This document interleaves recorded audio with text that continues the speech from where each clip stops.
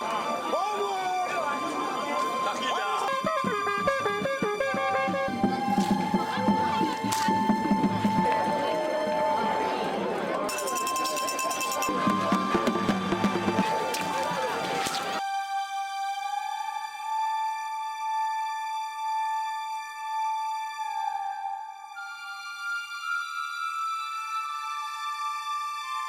air of gaiety and festivity was thick in the air. It was around midday, and the royal ruler of the town, the Ilara, led the town on its way to Okoidashu, meaning YAM Harvest Grove, of Ilara Mokin in Ifedore local government of Ondo State. This was the head point of the annual Ijeshu, the YAM festival.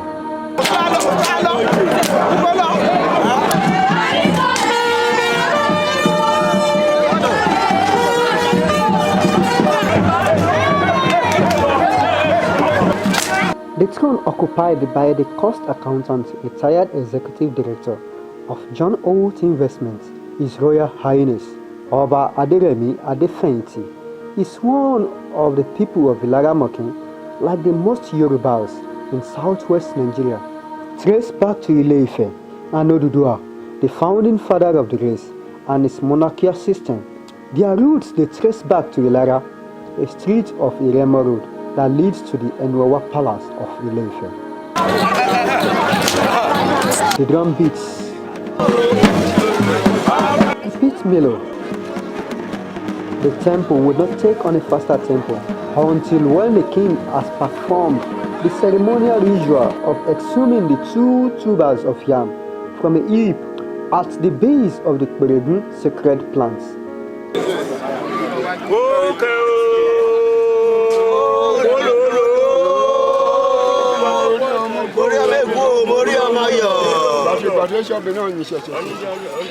Yet, the nature of the ceremony could be seen already. Men whipped themselves with whips.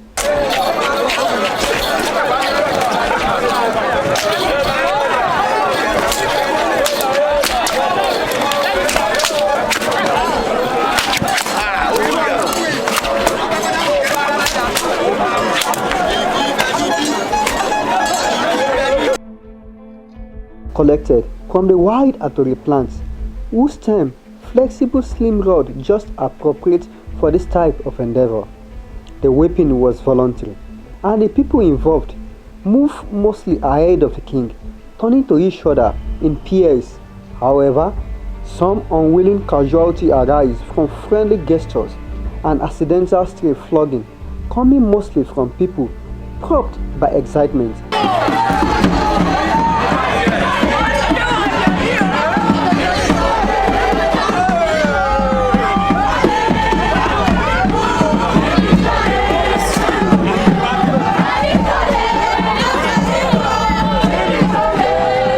Standing well over 6 feet, Oba Adefenti moved to the sound of the bembe drums, whose players were directly behind him, separated only by a handful of chiefs and traditional escorts and policemen.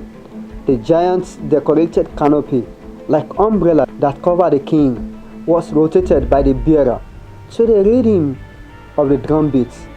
The king himself was decked in a pure white Agbada traditional flowing robe and decked in white bead crown.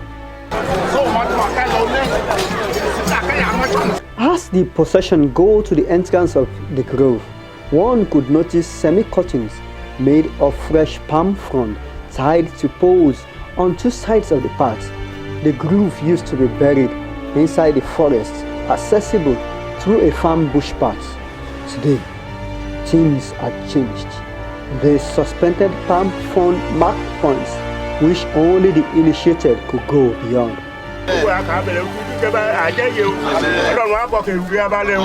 The New Yam Festival comprised of several rituals spreading over several weeks and involving everybody, visitors from other communities and strangers living in the town.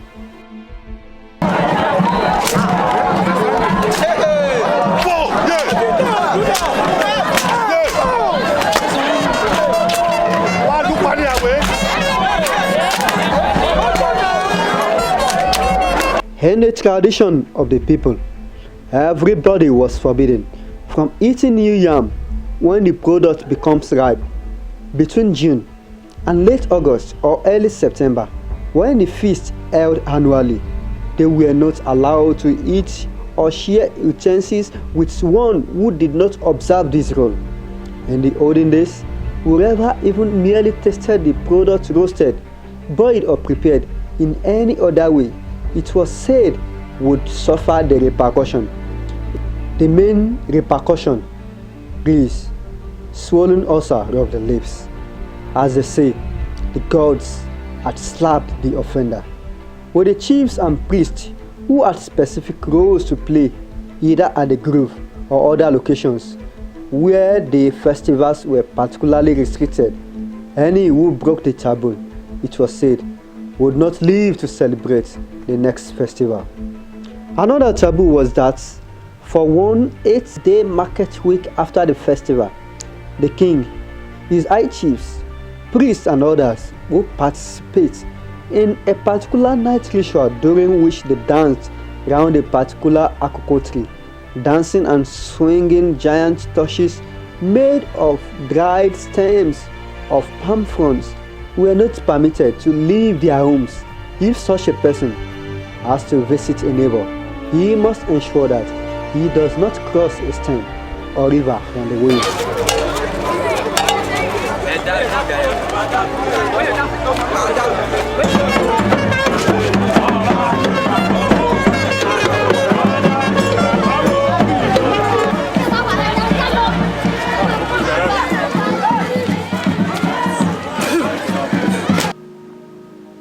Nestled among rocky hills of the terrain that gave Ekiti area its name, Ilara Mokin has several streams crossing the community.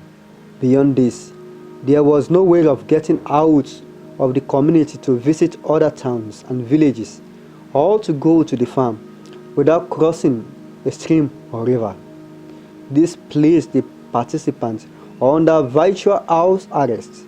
To the outsider, it is a prison chain, while the joyful indoctrinated from childhood participants say it is a safety belt.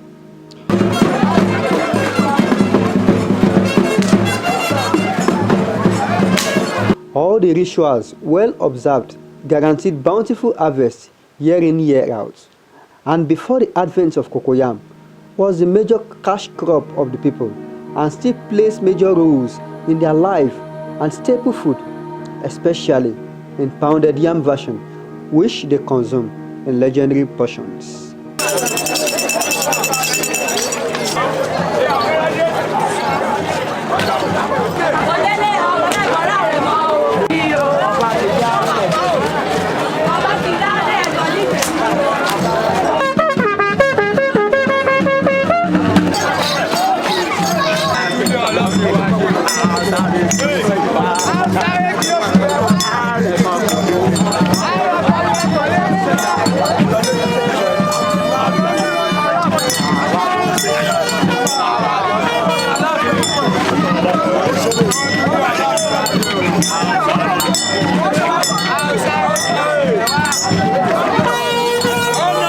Parts of the town history has it that the hills that surround and the abundance of stream inform its present location, where the people were displaced by one of the Yoruba wars from its previous locations. Ipoliara, the hill protects, like in the case of David's strategic choice of Jerusalem as the capital of its empire in ancient Israel, while the stream having their sources mostly in the hills guaranteed regular supply of water, especially during the droughts. No doubt this is the main reason why the people never invented or adopted any serious water preservation system.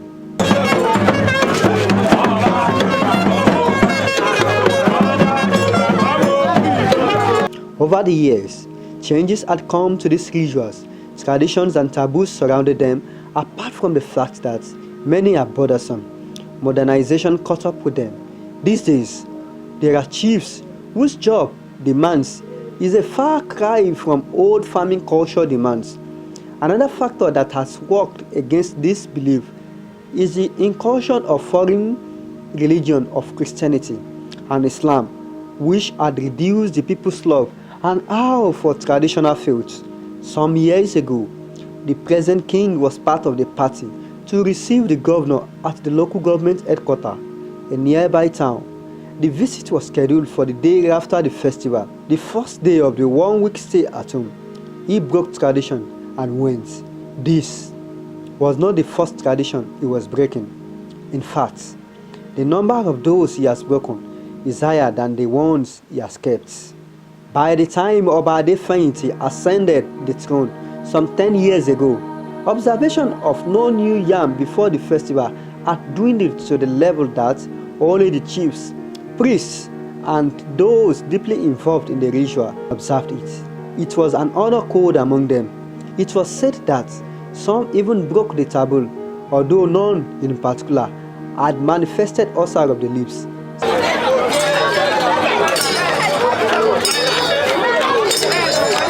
When the push came to shove, the people who wanted him on the throne not only succeeded in persuading him to reluctantly accept. The acceptance was not, however, without a condition. First, the monarch insisted that he must be anointed onto the throne by a Christian priest, as in the Bible, not through the ancient rites. Secondly, he insisted he would not participate in any ritual that was fetish. Though there had been resistance, Oba Aderemi Adefayinti has stuck to his gun. Today, the ritual at the grove involves reading of Bible passages,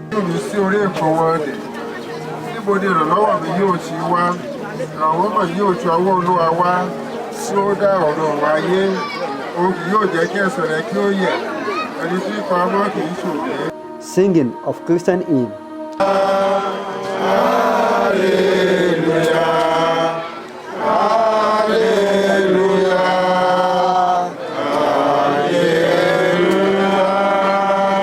and prayer to the Lord of the harvest.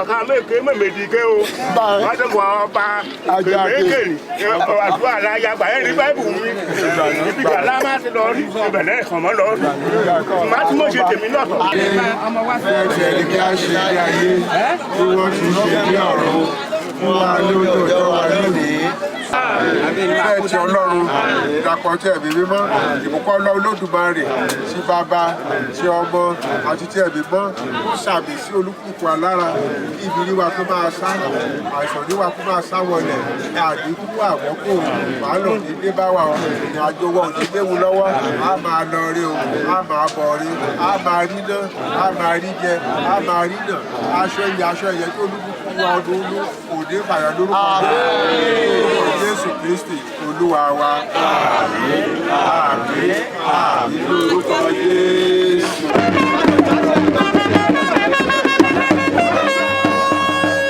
The usual dancing, revelry accompanied by flagellation still hold as of old. Although the monarch does not participate all other rituals still hold as of old.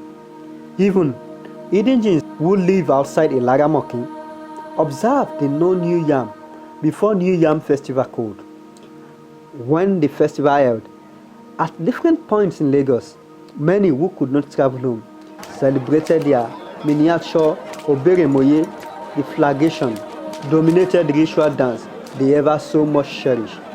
Like the Jewish and black diaspora, they take these highly valued aspects of their homeland along wherever they go. Like the biblical sowing and reaping that must remain as long as the earth remains, some African beliefs and practices will not die. So, when next you want to entertain an indigene of Ilara Mokin, when the New Yam festival is just coming out, ask him if he has started eating the New Yam.